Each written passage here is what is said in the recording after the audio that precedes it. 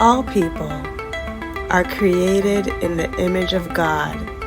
Genesis chapter 1, verse 27. And all people are worthy of dignity, respect, and justice. The mission of the Worship Room is to provide a safe, biblically grounded space where the voices of marginalized people like Black, Indigenous, and people of color can find healing and empowerment to pursue reconciliation and justice not only for themselves, but in the spaces of society that they live in. Welcome. You are listening to The Worship Room.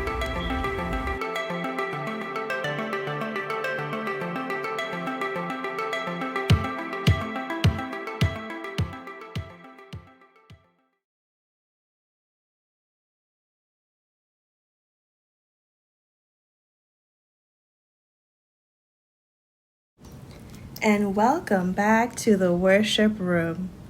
Today we are inspired by the book of Esther.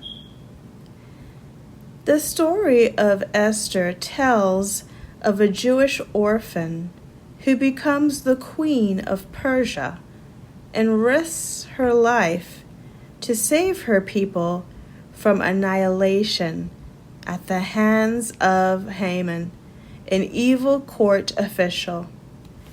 After the king's first queen, Vashti, is banished, Esther is chosen to replace her, having been raised by her cousin Mordecai, who helps her keep her Jewish identity a secret.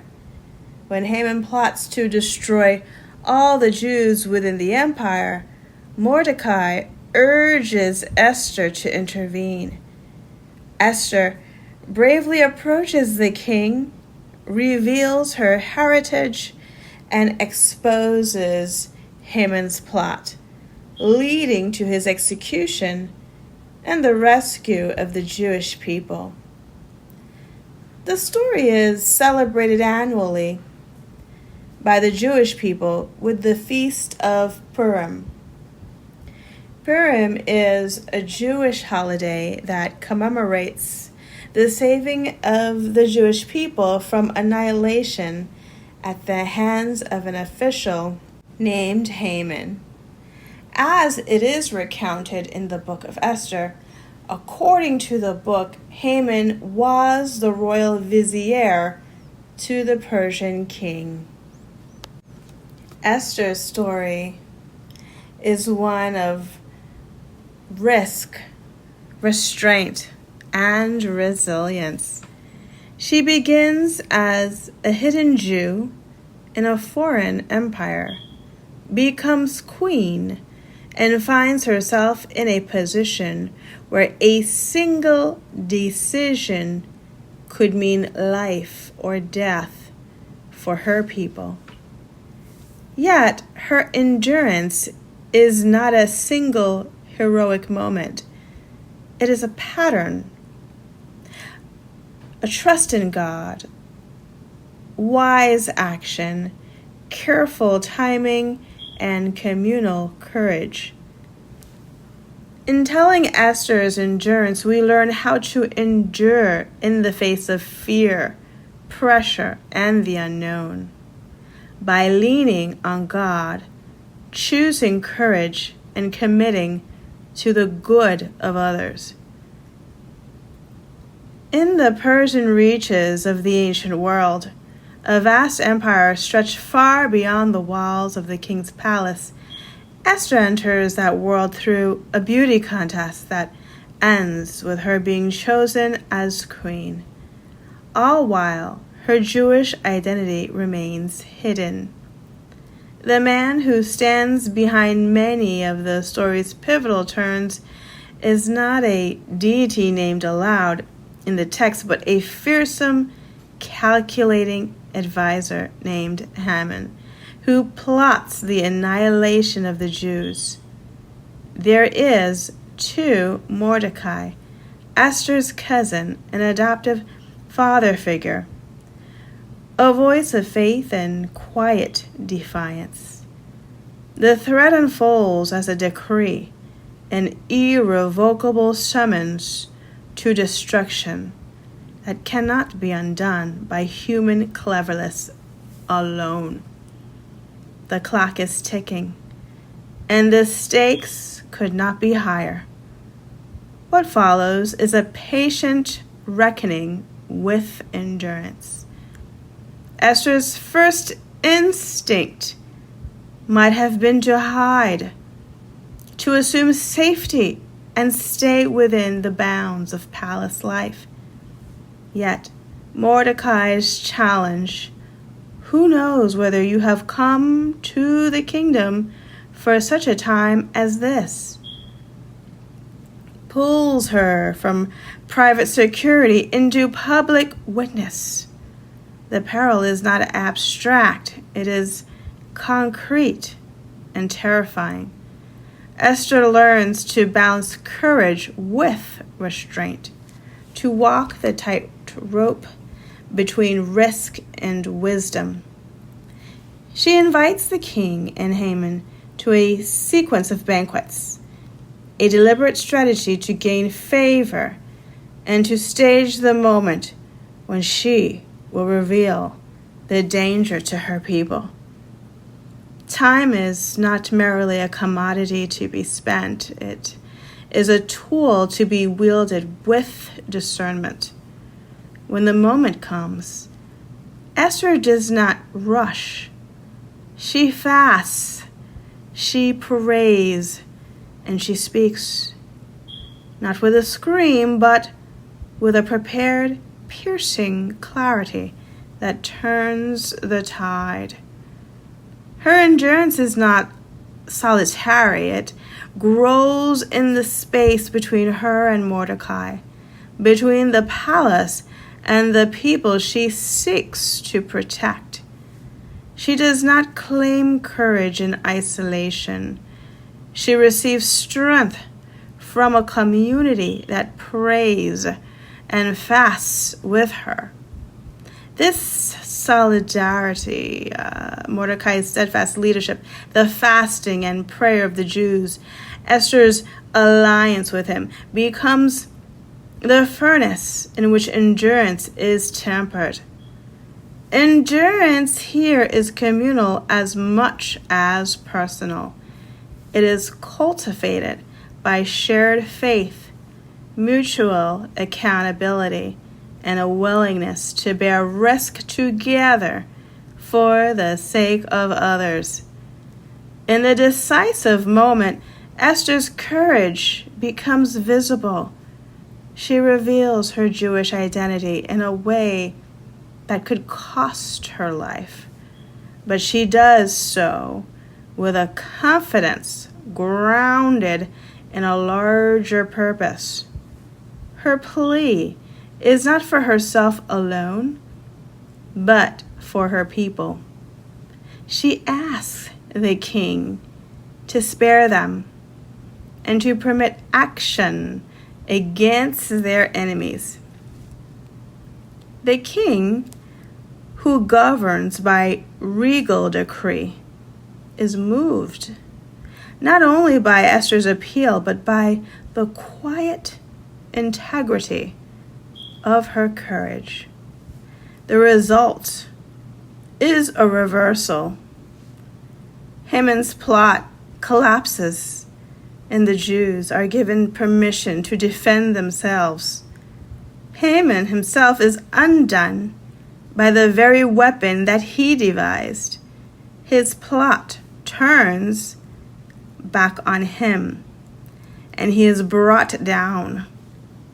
A festival, Purim, marks the deliverance and recasts fear into memory, danger into gratitude, and vulnerability into communal responsibility. When we step back from the narrative, what does Esther endure? She endures fear, the pressure of dangerous political moment, the isolation of living in a foreign court, and the burden of knowing that her choices affect not only her fate, but the fate of her people. Yet endurance for Esther is not passive acceptance of hardship. It is active, purposeful engagement with reality, guided by faith, discernment, and a heart for justice. She models a form of endurance that invites others to participate in courage. Mordecai's admonitions, the fasting of the Jews, the collective prayer, these elements remind us that endurance is not a solitary feat, but a shared vocation. Endurance in Esther's story also dances with the theme of divine sovereignty. God is not named in the text, yet the moves of history align as if guided by an unseen hand. The king's heart, the timing of the feasts, the moment when Esther speaks, these are not random.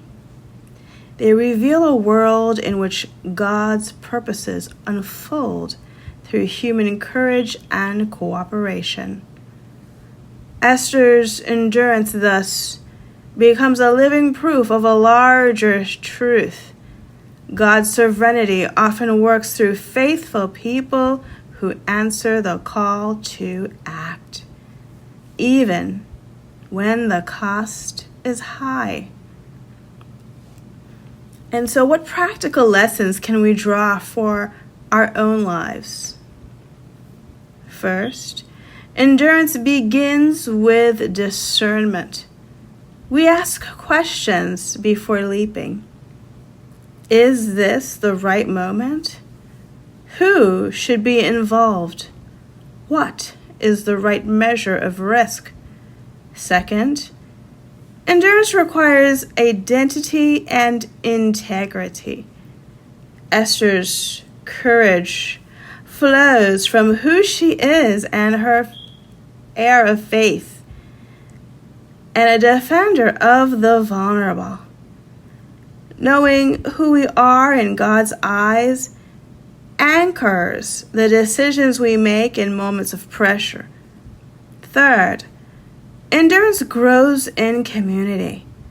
The story shows that when a people pray, fast, and stand together, endurance becomes a shared strength that reverberates beyond any one person. Fourth, endurance culminates in action that serves others. Esther's risk was not about personal glory, but about saving the lives of those who could not defend themselves. Finally, endurance yields a memory that binds a community. The festival of Purim emerges from Esther's deliverance, turning fear into gratitude, and turning a moment of danger into a lasting reminder of faithfulness and responsibility. This is not a call to reckless bravery. Esther's endurance is marked by prudent timing, careful dialogue, and a willingness to risk for the sake of justice and mercy. She teaches us to weigh danger against the good of others, to seek wisdom from trusted friends, and to act when the moment comes. In every stage of her journey, the rise to queen, the moment of decision, the public act that saves her people, Esther embodies endurance as a disciplined, faith-filled response to fear. In this light, what would it look like for us to endure in our own context? Perhaps there are moments when we are called to speak up for someone who cannot speak for themselves. Perhaps there are risks in standing against injustice or in choosing to stand for someone who faces harm.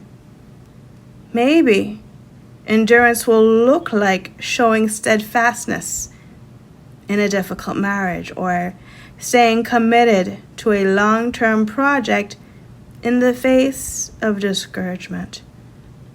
The specifics will differ, but the core call remains: endure with faith, endure with wisdom, endure with courage, and endure with love.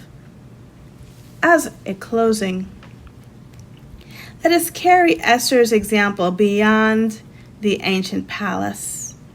Let her endurance remind us that courage paired with discernment can become a catalyst for deliverance in our own time.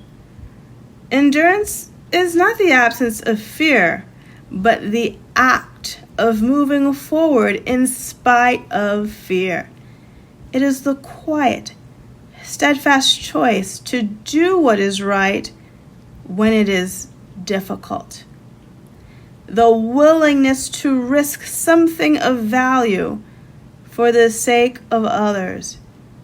And it is this endurance, rooted in faith, anchored in God's purposes, and lived out in love, that builds a life of lasting impact. And so in reflection, let's take a moment to feel what it is like to be in endurance when we think about what is the right timing for a particular action, or who should be involved, and what small, faithful step can you take this week to move forward. It is these types of questions and these types of actions that lead us toward the courage, the faith, and deliverance in uncertain times. May we walk by faith and not by sight. If this message has been a blessing to you, we'd like you to like, share, and subscribe. Remember that we are featured on YouTube, Spotify, Audible, Apple Podcasts, and Amazon Music. We look forward to reconnecting on tomorrow night, where we will gather our thoughts at the round table. Until then, please be safe, and as always, be well.